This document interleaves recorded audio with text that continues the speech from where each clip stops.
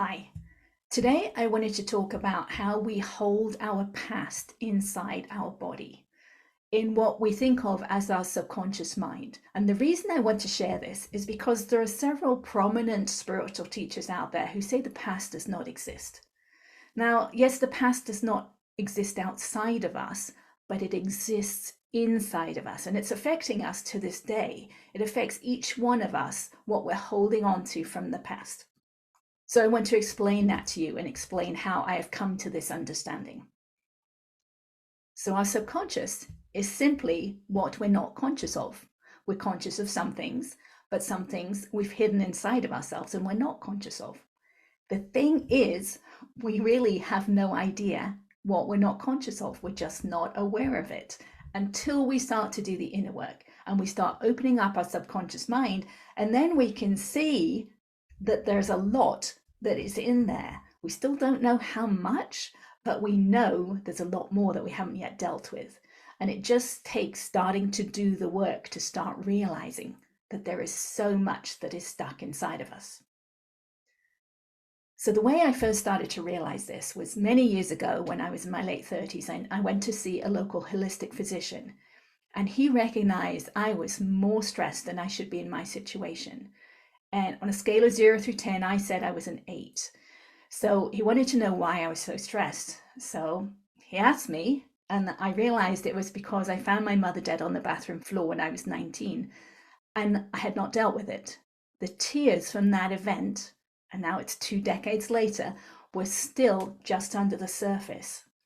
So he knew this technique called EFT, which is short for emotional freedom technique. It's also called tapping because we tap on certain meridian points on our body as we're talking something through, which releases the energy stuck in the nervous system.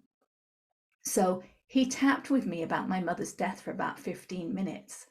And I realized that as he was tapping with me, as I was talking through the events from that day, more memories started to come to surface because the tapping itself was releasing the energy, releasing one layer, and then the next layer would pop up and show itself to me, which was the next layer that was hidden in the subconscious mind. So what was subconscious was becoming conscious.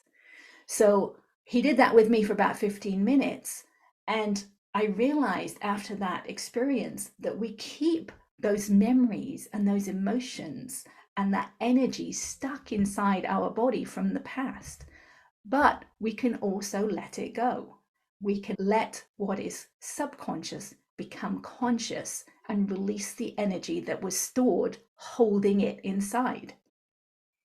So tapping opens up the subconscious mind, and as it does so, our self-awareness expands. It happens at the same time. It is one and the same thing. As our subconscious opens up, it allows us to see that next layer inside of us. And there are many, many, many layers, and we can get deeper and deeper and deeper in our self-awareness.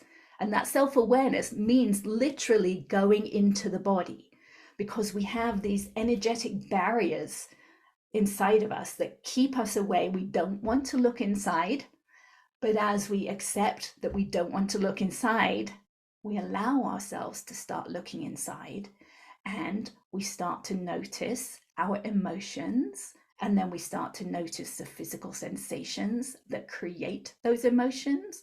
And as we get deeper inside, we can actually keep our awareness inside the body itself and release tension inside the body itself, which is a deeper level of self-awareness. So I want to give you an example here. My dad had a very short temper, and when he got angry, he would raise his hand like he was ready to smack us. Now, he never actually smacked us, but it was an intimidation mechanism that he used. So I had that memory. I knew that's what he did. So to begin with, that's just a story. I just told you some words there, which was a story of what he used to do. Now, to begin with, I didn't have much self-awareness, so I could tap on that story. My dad had a short temper. He used to raise his hand up, ready to smack us. He never actually smacked us, but he wanted to intimidate us. So that's the story, and I could tap on that. as the energy around that released, I could become aware that I was afraid when he did that. There was fear inside when he did that, which was obviously his intention to make us afraid.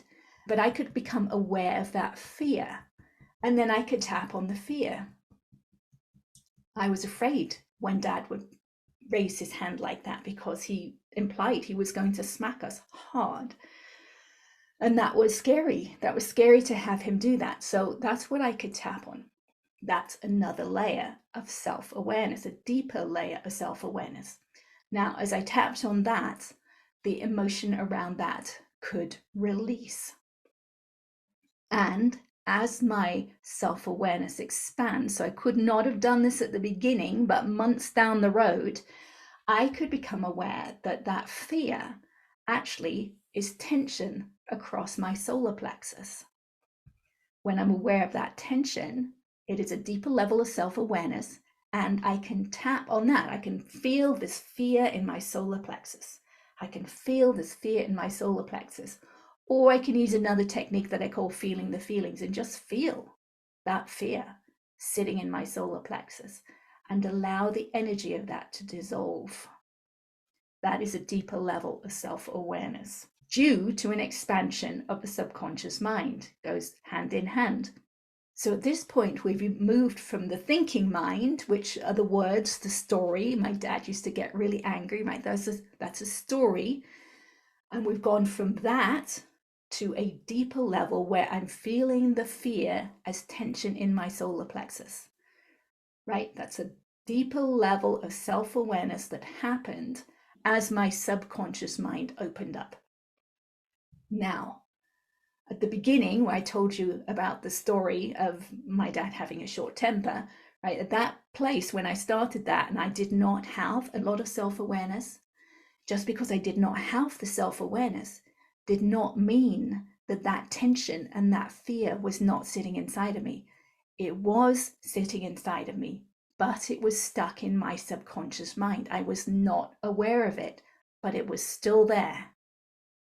And that is why what is in our subconscious mind is still affecting us. Our history that we have not looked at is still affecting us to this day because it's a part of who we are. And so we get attracted to things based on who we are. So if we really want to change our future, we need to change who we are right now. And to do that, we can do this inner work to look inside, to open up our subconscious mind, to clean out those wounds, to let that energy go, and then move on as a different person almost, because we're emitting a different signal. Now, once we've done this work, the memories are still there. The memories do not go away. It's just we're aware of them at a deep level, and we've let the energy of them go. That is what I believe people talk about when they say that we have wisdom once we've done this work, because we've released the energy around them. We can talk about them without affecting us. We can share the story with other people so that they can understand what happens, but it's no longer affecting us in our lives on a day-to-day basis. And our lives can change as a result of that work. So I hope you understand from that our past does live inside of us, physically or energetically, however you want to talk about it. I happen to know that it is tension stored in the connective tissue because I can feel it, I can hear it release, I can feel it release. To begin with, it really feels more energetic, but I have no doubt in my mind that it's stored inside of us and that we can work through it and release it and change our futures. So thank you for joining me today. Hope you have a good week. Bye-bye.